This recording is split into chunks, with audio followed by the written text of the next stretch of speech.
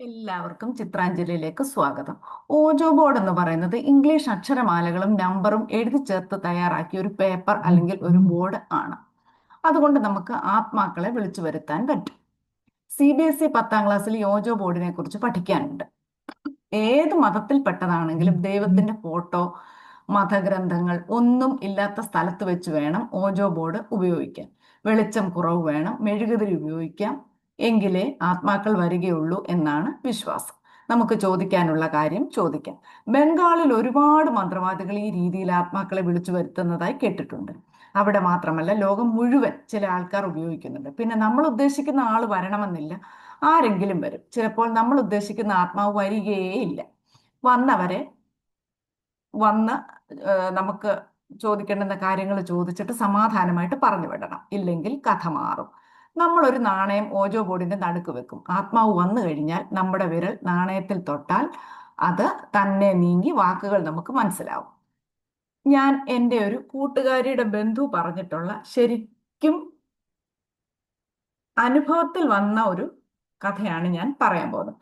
1990കളിലാണ് ഈ കഥ നടക്കുന്നത്. എൻ്റെ കൂട്ടുകാരിയുടെ അമ്മയുടെ ബന്ധു അനുഭവിച്ചറിഞ്ഞതാണ്.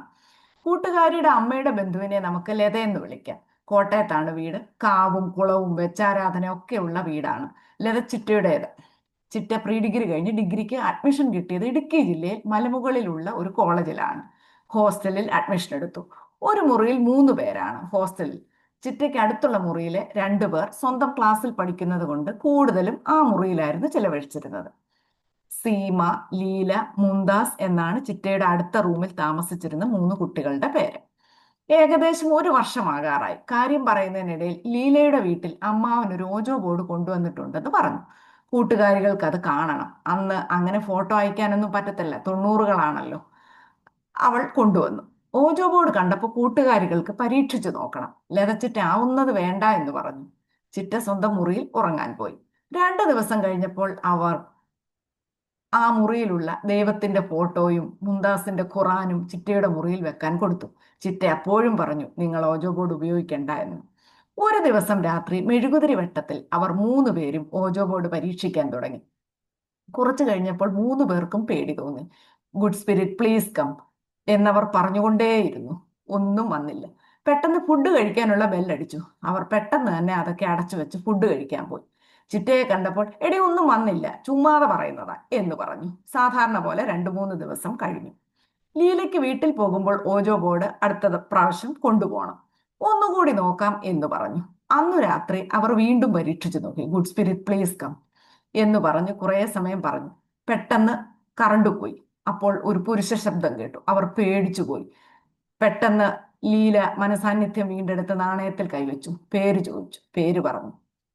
മനോജ് എന്നാണ് പേര്. എന്തായാലും 5 മിനിറ്റ് കൊണ്ട് മരണകാരണം ഒക്കെ ചോദിച്ചു മനസ്സിലാക്കി. മനോജ് കോട്ടയത്ത് മീനച്ചിലാറിൽ ഒഴുക്കിൽപ്പെട്ട 2 പേരെ രക്ഷിക്കുമ്പോഴാണ് മുങ്ങി മരിക്കുന്നത്. മരിക്കുമ്പോൾ 28 വയസ്സായിരുന്നു പ്രായം. പെട്ടെന്ന് റൂമിന് പുറത്തൊരു മുട്ട് കേട്ടു. ഹോസ്റ്റൽ വാർഡൻ വിളിക്കുന്നു. റൂം തുറക്കാൻ താമസിച്ചാലും ഇങ്ങനെയൊക്കെ ചെയ്യുന്നത് കണ്ടാലും വഴക്ക് പറയും. അവർ പെട്ടെന്ന് തന്നെ വാതിൽ തുറന്നു. അന്നത്തെ ദിവസം ഉറങ്ങിയപ്പോൾ അവർ ഒരു പെണ്ണിന്റെ കൊലുസിന്റെ ശബ്ദം കേട്ടു.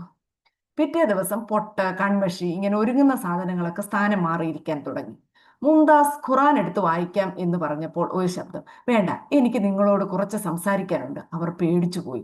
അപ്പോൾ അപ്പോൾ അവർ കേട്ടു, എന്നെ പേടിക്കണ്ട, 4മതൊരാളായി എന്നെ കണ്ടാൽ മതി. പിന്നെ ഇവരുടെ ഒരുങ്ങുന്ന കാര്യം ഒക്കെ അഭിപ്രായം പറയുന്നത് ഈ 4മത്തെ ആളാണ്. 4മത്തെ ആള് പേരൊക്കെ പറഞ്ഞു. ഭദ്ര എന്നാണ് പേര്. ആദ്യം അവർക്ക് ഇഷ്ടമായി.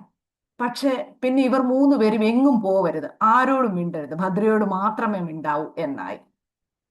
ലീല അന്ന് രാത്രി ഒരു സ്വപ്നം കണ്ടു. എന്നെ എന്താ പറഞ്ഞു വിടാഞ്ഞ് എന്ന് മനോജ് ചോദിക്കുന്നു. പിറ്റേ ദിവസം ലീലയുടെ സഹോദരൻ ബൈക്ക് അപകടത്തിൽ മരിക്കുന്നു.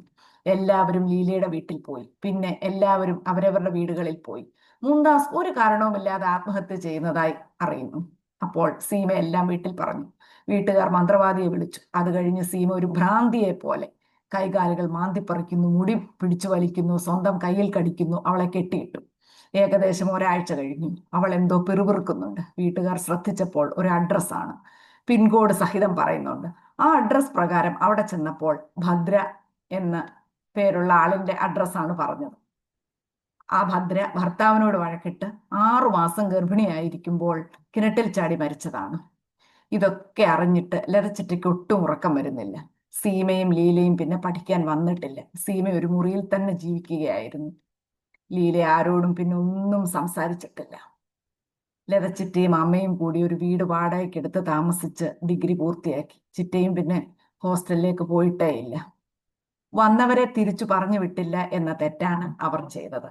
നല്ല മണക്കട്ടിയുള്ളവർ മാത്രം ഓജോ ബോർഡ് പരീക്ഷിക്കുക. ശരിക്കും പറഞ്ഞ ഇതൊക്കെ നമ്മുടെ മനസ്സാണ് നിയന്ത്രിക്കുന്നത്. നല്ല മനസാന്നിധ്യമുള്ളവർ മാത്രം ഇത് ചെയ്യുക.